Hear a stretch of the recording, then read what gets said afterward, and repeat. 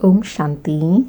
आज प्यारे बाप दादा के अनमोल मधुर महावाक्य हैं 23 अप्रैल 2026।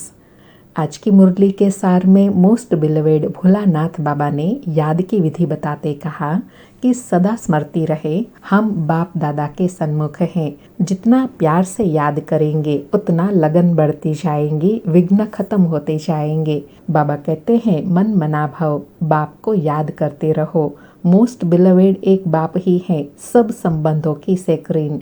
बाप तुमको सब पुरुषार्थ का एवजा देते हैं, सब संबंधों का लव देते हैं, कितना सुख देते हैं, इतना सुख और कोई दे न सके। बाबा कहे हाँ, कोई देते भी है तो अल्पकाल के लिए, इसलिए उसको कागविष्टा समान सुख कहा जाता है। बाप आकर अविनाशी सुख देते हैं। फिर और याद के लिए कहा कि दिन प्रतिदिन बच्चों की लगन बढ़ती जाएंगी। जितना बाप को याद करेंगे उतना लव बढ़ेगा। मोस्ट बिलवेड बाप है ना। बच्चे कहते भी हैं, वायदा करते हैं, बाबा जब आप आएंगे तो और सबसे लव छोड़कर एक बाप के साथ लव रखेंगे। और साथ में विशेष कहा कि माया चाहती नहीं है कि यह मुझे छोड़कर बाप को याद करे, इसलिए माया विघ्न डालती है। वह चाहती है कि देह अभिमानी हो, मुझे लव करे, इसलिए विघ्न पड़ते हैं। तुमको अब विघ्नों को पार करना है। फिर ऊंच पद पाने का पुरुषार्थ बताते कहा कि एक तो विकारों का दान देना है, दूसरा बाप से जो अविनाशी ज्ञान रत्नों का धन मिलता है वह दान करना है। जिस अविनाशी धन से ही तुम इतने धनवान बनते हो। फिर अटेंशन दिलाते कहा कि हम ऊंच पद कैसे पाए, उनका सदा फिक्र रहना चाहिए। बहुत पुरुषार्थ करना है कि हम कहाँ फेल न हो जाए। अच्छे नंबर से पास होंगे तो ऊंच पद पाएंगे और खुशी भी होंगी। और लास्ट में विक्रम से बचने की विधि बताते कहा कि सदा स्मृति रहे, जैसा कर्म मैं करूँगा मुझे देख और करेंगे। आगे चल बहुत नाजुक समय होता जाएगा, तुम देखेंगे बाबा क्या क्या करते हैं। बाबा थोड़े ही सजा देंगे, धर्मराज द्वारा दिलवाते हैं। इसलिए बाबा कहे अभी तुमको ज्ञान का तीसरा नेत्र मिला है, तो कर्म अकर्म विकर्म की गति जानकर श्रेष्ठ कर्म करना है। सुनते हैं प्यारे बाप दादा के अनमोल मधुर महावाक्य। आज बाबा कहे मीठे बच्चे, भोलानाथ मोस्ट बिलवेड बाप तुम्हारे सन्मुख बैठे हैं। तुम प्यार से याद करो तो लगन बढ़ती जाएंगी, विघ्न खत्म हो जाएंगे। मीठे बच्चे, भोलानाथ मोस्ट बिलवेड बाप तुम्हारे सन्मुख बैठे हैं। तुम प्यार से याद करो तो लगन बढ़ती जाएंगी, विघ्न खत्म हो जाएंगे। आज मुरली से प्रश्न है, ब्राह्मण बच्चों को कौन सी बात सदा याद रहे तो कभी भी विकर्म ना हो। उत्तर में बाबा कहे, जो कर्म हम करेंगे हमें देख और भी करेंगे, यह याद रहे तो विकर्म नहीं होगा। अगर कोई छिपा कर भी पाप कर्म करते तो धर्मराज से छिप नहीं सकता, फौरन उसकी सजा मिलेंगी। आगे चल और भी मार्शल लॉ हो जाएगा। इस इंद्र सभा में कोई पतित छिपकर बैठ नहीं सकता। बाबा ने दो बातों की सावधानी दी। एक तो विकर्मों से बचने के लिए सदा स्मृति रहे, जो कर्म हम करेंगे हमें देख और करेंगे। और दूसरा, कोई भी कर्म छिपाकर करेंगे तो भी उसकी सजा तो मिलनी ही है। आज मुरली में गीत बजा, भोलेनाथ से निराला कोई और नहीं, ऐसी बिगड़ी को बनाने वाला कोई और नहीं। ओम शांति। मीठे मीठे रूहानी बच्चे जानते हैं कि अब रूहानी बाप हमको यह सृष्टि के आदि मध्य अंत का ज्ञान सुना रहे हैं। उनका नाम ही है भोलानाथ। बाप बहुत भोले होते हैं, कितनी तकलीफ सहन करके भी बच्चों को पढ़ाते हैं, संभालते हैं। फिर जब बड़े होते हैं तो सब कुछ उनको दे खुद वानप्रस्थ ले लेते हैं। समझते हैं कि हमने फर्ज अदाई पूरी की, अब बच्चे जाने तो बाप भोलेनाथ ठहरे ना। अभी तुमको बाप समझाते हैं, क्योंकि खुद भोलानाथ हैं तो हद के बाप के लिए भी समझाते हैं कि वह कितने भोले हैं। वह हुए हद के भोले, यह फिर है बेहद का भोलानाथ बाप। परम धाम से आते हैं, पुरानी दुनिया पुराने शरीर में, इसलिए मनुष्य समझते हैं कि पुराने पतित शरीर में कैसे आना होगा।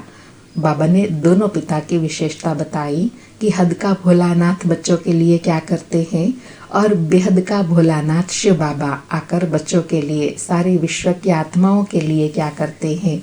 बाबा कहे, मनुष्य न समझने कारण पावन शरीर वाले श्री कृष्ण का नाम डाल दिया है। यही गीता, वेद, शास्त्र आदि फिर भी बनेंगे। देखो शिव बाबा कितना भोला है, आते हैं तो भी भाषणा ऐसी देते हैं जैसे कि बाप यहाँ ही बैठा है। यह साकार बाबा भी भोला है ना, कोई दुपट्टा नहीं, अर्थात कोई ऐसा स्टॉल आदि नहीं लेते जैसे और कई सन्यासी आदि लेते हैं। कोई तकलीफ आदि नहीं, बल्कि साधारण बाबा तो बाबा ही है। बच्चे जानते हैं कितनी यह सारी नॉलेज शिव बाबा ही देते हैं और कोई की ताकत नहीं जो दे सके। दिन प्रतिदिन बच्चों की लगन बढ़ती जाती है। जितना बाप को याद करेंगे उतना लव बढ़ेगा। बिलवेड मोस्ट बाप है ना, न सिर्फ अभी परंतु भक्ति मार्ग में भी तुम बिलवेड मोस्ट समझते थे। कहते थे बाबा जब आप आएंगे तो और सबसे लव तोड़कर एक बाप के साथ लव रखेंगे। तुम अभी जानते भी हो, परंतु माया इतना लव करने नहीं देती है। माया चाहती नहीं है कि यह मुझे छोड़ बाबा को याद करे, वह चाहती है कि देह अभिमानी हो मुझे लव करे। यही माया चाहती है, इसलिए कितना विघ्न डालती है। तुमको विघ्नों को पार करना है। बच्चों को कुछ तो मेहनत करनी चाहिए ना, पुरुषार्थ से ही तुम अपनी प्रारब्ध पाते हो। बच्चे जानते हैं ऊंच पद पाने के लिए कितना पुरुषार्थ करना है। एक तो विकारों का दान देना है, दूसरा बाप से जो अविनाशी ज्ञान रत्नों का धन मिलता है वह दान करना है। जिस अविनाशी धन से ही तुम इतने धनवान बनते हो।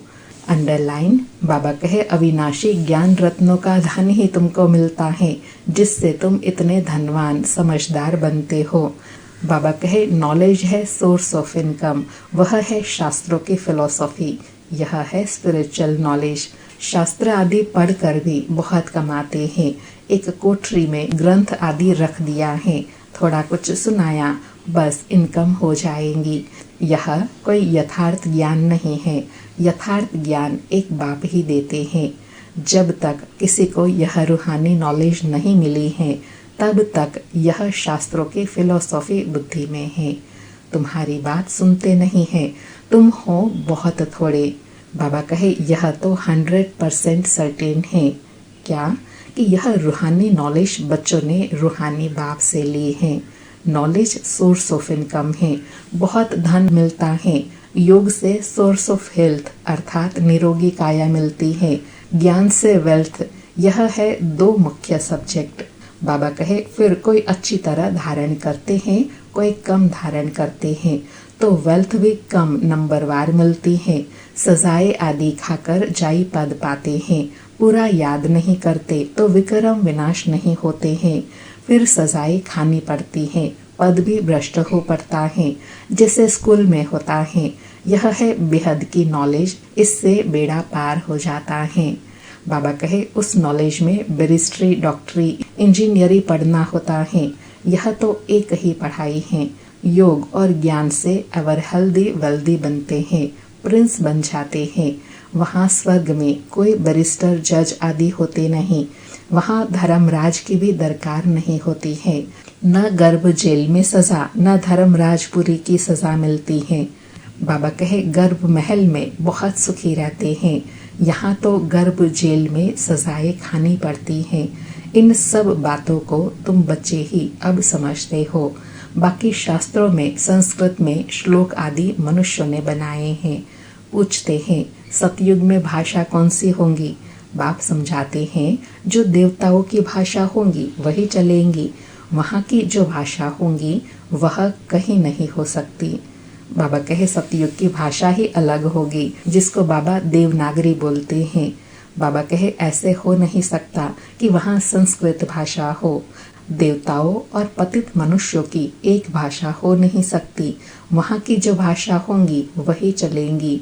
यह पूछने का रहता नहीं, पहले बाप से वर्षा तो ले लो। बाबा कहे जो कल्प पहले हुआ होगा वही होगा। पहले वर्षा लो, दूसरी कोई बात पूछो ही नहीं। अच्छा, 84 जन्म नहीं है, 80 व 82 हो, इन बातों को तुम छोड़ो। बाबा कहे यह सारी डिटेल की बात है, मेन जो प्राप्ति वाली बात कौन सी है कि बाबा से पूरा वर्षा लेना है, बाकी तो सब बातें आगे चलकर समझते जाएंगे। बाबा कहे बाप कहते हैं अल्फ को याद करो, स्वर्ग की बादशाही बरोबर मिलती है ना। अनेक बार तुमने स्वर्ग की बादशाही ली है, चढ़ाई से उतरना भी तो है। अभी तुम मास्टर ज्ञान सागर, मास्टर सुख का सागर बनते हो। तुम पुरुषार्थी हो, बाप तो कंप्लीट है, अर्थात संपन्न है, संपूर्ण है। बाप में जो नॉलेज है वह बच्चों में है, परंतु तुमको सागर नहीं कहेंगे। सागर तो एक होता है, सिर्फ अनेक नाम रख दिए हैं। बाकी तुम हो ज्ञान सागर से निकली हुई नदियाँ, तुम हो मानसरोवर नदियाँ। नदियों पर नाम भी है, ब्रह्मपुत्रा बड़ी नदी है, कलकत्ते में नदी और सागर का संगम है, उनका नाम भी है डायमंड हार्बर। तुम ब्रह्मा मुख वंशावली हीरे जैसा बनते हो। बड़ा भारी मेला लगता है, बाबा इस ब्रह्मा तन में आकर बच्चों को मिलते हैं। यह सब बातें समझने की हैं, फिर भी बाबा कहते हैं मन मना भव, बाबा को याद करते रहो, वह मोस्ट बिलवेड सब संबंधों की सैकरीन है। बाबा कहे कोई भी बात हो तो एक बाबा को याद करते रहो, एक बाबा ही है सर्व संबंधों की सैकरीन मोस्ट बिलवेड। बाबा कहे वह सब संबंधी है विकारी, उनसे दुख मिलता है। बाबा तुमको सबका एवजा दे देते हैं, सब संबंधों का लव देते हैं, कितना सुख देते हैं, और कोई इतना सुख नहीं दे सकते। कोई देते हैं तो अल्पकाल के लिए, जिसको ही सन्यासी कागविष्टा के समान सुख कह देते हैं। दुख धाम में तो जरूर दुख ही होगा। तुम बच्चे जानते हो, हमने यह अनेक बार पाठ बजाया है, परंतु हम ऊंच पद कैसे पाए उनका फिक्र रहना चाहिए, परंतु पुरुषार्थ करना है कि हम वहाँ फेल न हो जाए। बाबा कितना विशेष और प्यार से अटेंशन दिला रहे हैं कि तुम बच्चे कहीं फेल ना हो जाओ, इसलिए बाबा अटेंशन दिलाते रहते हैं। बाबा कहे अच्छे नंबर से पास होंगे तो ऊंच पद पाएंगे और उनको खुशी भी होंगी। सब एक समान हो न सके, जितना योग होगा। बहुत गोपिकाएं हैं जो कभी मिली भी नहीं है, बाबा से मिलने लिए तड़पती हैं। साधु सन्यासियों के पास तड़पने की बात नहीं रहती, यहाँ तो शिव बाबा से मिलने के लिए आते हैं। वंडरफुल बात है ना। बाबा कहे यहाँ की हर बात ही निराली है कि भगवान से मिलने के लिए आत्मा को इतनी लगन रहती है, इतना आत्मा को खिंचाव होता है परमात्मा का। बाबा कहे घर में बैठकर याद करते हैं, शिव बाबा हम आपके बच्चे हैं। आत्मा को स्मृति आती है। तुम बच्चे जानते हो, हम शिव बाबा से कल्प कल्प वर्षा लेते हैं। वही बाप कल्प के बाद आया हुआ है, तो देखने बिगर रह नहीं सकते। आत्मा जानती है बाबा आया है, शिव जयंती भी मनाते हैं, परंतु जानते कुछ भी नहीं। शिव बाबा आकर पढ़ाते हैं, यह कुछ भी नहीं जानते। नाम मात्र शिव जयंती मनाते हैं, छुट्टी भी नहीं करते हैं। वर्षा जिसने दिया उसका कुछ महत्व नहीं। बाबा कहे और जिसको वर्षा दिया श्री कृष्ण को, उसका नाम कर दिया है। खास भारत को आकर हेवन बनाया है, बाकी सबको मुक्ति देते हैं, चाहते भी सब हैं। तुम जानते हो मुक्ति के बाद जीवन मुक्ति मिलेंगी। बाप आकर माया के बंधन से मुक्त करते हैं। बाप को कहा जाता है सर्व का सदगति दाता। जीवन मुक्ति तो सबको मिलती है, नंबरवार पुरुषार्थ अनुसार। बाप कहते हैं यह है पतित दुनिया दुखधाम। सतयुग में तुमको कितना सुख मिलता है। उनको कहते हैं बहिश्त। अल्लाह ने बहिश्त किस लिए रचा? क्या सिर्फ मुसलमानों के लिए रचा? अपनी अपनी भाषा में कोई स्वर्ग कहते हैं, कोई बहिश्त कहते हैं। तुम जानते हो हेवन में सिर्फ भारत ही होता है। यह सब बातें तुम बच्चों की बुद्धि में नंबरवार पुरुषार्थ अनुसार बैठी है। एक मुसलमान भी कहता था हम अल्लाह के गार्डन में गए। यह सब साक्षात्कार होते हैं, ड्रामा में पहले से ही नोंधा हुआ है। ड्रामा में जो होता है सेकंड पास हुआ, कहेंगे कल्प पहले भी हुआ था। कल क्या होना है यह पता नहीं है। बाबा पक्का भी करा रहे हैं और डिपेंडेंट भी नहीं होना है उसको स्पष्ट कर रहे हैं कि अब तक जो कुछ हुआ ड्रामा अनुसार हुआ और आगे जो होगा ड्रामा अनुसार होगा, लेकिन क्या होगा यह पता नहीं है। ड्रामा में हमारे लिए अच्छे से अच्छा हो उसके लिए बाबा पुरुषार्थ बताते हैं। बाबा कहे ड्रामा पर निश्चय चाहिए जिसमें कोई फिक्र नहीं रहेगा। हमको तो बाबा ने हुक्म दिया है माम एकम याद करो और अपने वर्षे को याद करो। बाबा कहे खत्म तो सबको होना ही है, कोई एक दो के लिए रो भी नहीं सकेंगे। मौत आया और गया, रोने की फुर्सत नहीं रहेंगी, आवाज ही नहीं निकलेगा। आजकल तो मनुष्य राख भी लेकर कितना परिक्रमा करते हैं, भाव बैठा हुआ है, सब वेस्ट ऑफ टाइम, इसमें रखा ही क्या है, मिट्टी मिट्टी में मिल जाएंगी, इससे भारत पवित्र बन जाएगा क्या। पतित दुनिया में जो काम करते हैं पतित ही करेंगे, दान पुण्य आदि भी करते आए हैं, क्या भारत पावन बना है, सीढ़ी उतरनी ही है। सतयुग में सूर्यवंशी बने फिर सीढ़ी उतरनी पड़े, धीरे धीरे गिरते हैं। भल कितना भी यज्ञ तप आदि करे फिर भी दूसरे जन्म में अल्पकाल का फल मिलता है। कोई बुरा कर्म करता है तो उसका एवजा उनको मिलता है। बेहद का बाप जानते हैं, बच्चों को पढ़ाने आए हैं, तन भी साधारण लिया है, कोई तिलक आदि लगाने की दरकार नहीं। बाबा कहे तिलक तो भगत लोग बड़े बड़े देते हैं परंतु ठगते कितना है। बाबा ने कहा है मैं साधारण तन में आता हूँ, आकर बच्चों को पढ़ाता हूँ। वानप्रस्थ अवस्था ठहरी, श्री कृष्ण का नाम क्यों डाला, यहाँ जज करने की भी बुद्धि नहीं है। अभी बाबा ने राइट रॉन्ग जज करने की बुद्धि दी है। बाबा कहे बाप कहते हैं यज्ञ तप दान पुण्य करते शास्त्र पढ़ते आए, क्या उन शास्त्रों में कुछ है। हमने तो तुमको राजयोग सिखलाकर विश्व की बादशाही दी कि श्री कृष्ण ने दी, जज करो। तो बच्चे कहते हैं बाबा आपने ही सुनाया था, श्री कृष्ण तो छोटा प्रिंस है, वह कैसे सुनाएंगे। बाबा आपके ही राजयोग से हम यह बनते हैं। बाप कहते हैं शरीर पर भरोसा नहीं है, बहुत पुरुषार्थ करना है। बाबा बच्चों को समाचार सुनाते हैं, फलाना बहुत अच्छा निश्चय बुद्धि है। मैं कहता हूँ बिल्कुल निश्चय नहीं है, जिनको बहुत प्यार किया वह आज नहीं है। बाबा तो सबके साथ प्यार से चलता है, जैसा कर्म मैं करूँगा मुझे देख और करेंगे।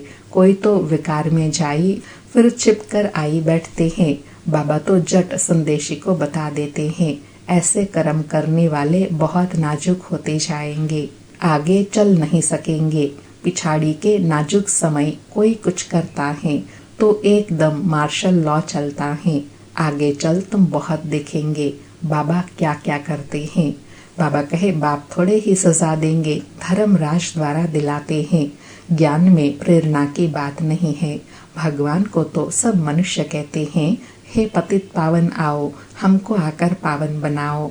सभी आत्माएं ऑर्गन्स द्वारा पुकारती हैं। बाप है ज्ञान का सागर, उनके पास बहुत वखर अर्थात वैरायटी सामान है।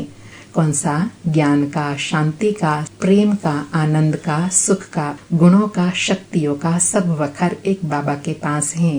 बाबा कहे ऐसा वखर फिर कोई के पास नहीं है। श्री कृष्ण की महिमा बिल्कुल अलग है। बाप की शिक्षा से यह लक्ष्मी नारायण कैसे बने, बनाने वाला तो बाप ही है।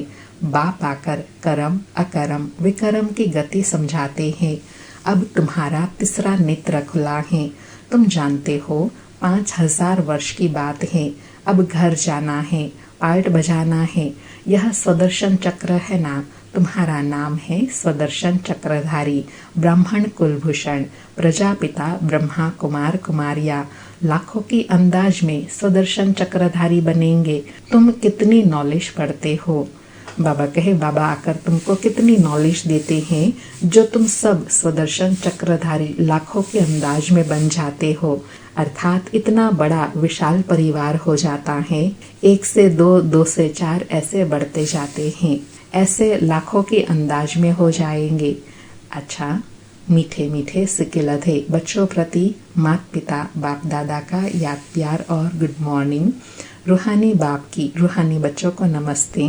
हम रूहानी बच्चों की रूहानी माता पिता बाप दादा को याद प्यार गुड मॉर्निंग और नमस्ते। नमस्ते। सारी मुरली से धारणा के लिए सार है। पहला पॉइंट, यह समय बहुत नाजुक है, इसलिए कोई भी उल्टा कर्म नहीं करना है। कर्म अकर्म विकर्म की गति को ध्यान में रख सदा श्रेष्ठ कर्म करने हैं। दूसरा पॉइंट, योग से सदा के लिए अपनी काया निरोगी बनानी है। एक बिलवेड मोस्ट बाप को याद करना है। बाप से जो अविनाशी ज्ञान का धन मिलता है वह दान करना है। आज बाबा का वरदान है, सहनशीलता के गुण द्वारा कठोर संस्कार को भी शीतल बनाने वाले संतुष्ट मणि भव। स्पष्टीकरण है, जिसमें सहनशीलता का गुण होता है वह सूरत से सदैव संतुष्ट दिखाई देता है। जो स्वयं संतुष्ट मूर्त रहते हैं वह औरों को भी संतुष्ट बना देते हैं। संतुष्ट होना माना सफलता पाना। जो सहनशील होता है वह अपनी सहनशीलता की शक्ति से कठोर संस्कार व कठिन कार्य को शीतल और सहज बना देता है। उनका चेहरा ही गुण मूर्त दिखाई देता है। वही ड्रामा की ढाल पर ठहर सकते हैं। बाबा कहे, ड्रामा की ढाल पर कौन ठहर सकता है? जो एक तो सहनशील हैं और दूसरा जिनमें शीतलता के संस्कार हैं। आज का स्लोगन है, जो वाणी द्वारा नहीं बदलते उन्हें शुभ वाइब्रेशन द्वारा बदल सकते हो। जो वाणी द्वारा नहीं बदल सकते उन्हें शुभ वाइब्रेशन द्वारा बदल सकते हो। आज के अव्यक्त इशारे हैं, महान बनने के लिए मधुरता और नम्रता का गुण धारण करो। आज की धारणा है, जिसे ब्रह्मा बाप के बोल फरिश्तों के बोल कम बोल और मधुर बोल थे, ऐसे यथार्थ बोल बोलो। कारोबार के लिए बोलना पड़ता है, लेकिन वह भी लंबा नहीं करो। हर संकल्प बोल और कर्म में फॉलो फादर करो। हर बोल में मधुरता नम्रता की महानता हो। इसके लिए स्वयं को निमित्त समझकर हर कार्य करो, तब महानता के साथ नम्रता आएंगी और सफलता मूर्त बनेंगे। अच्छा, ओम शांति। शुक्रिया बाबा, शुक्रिया।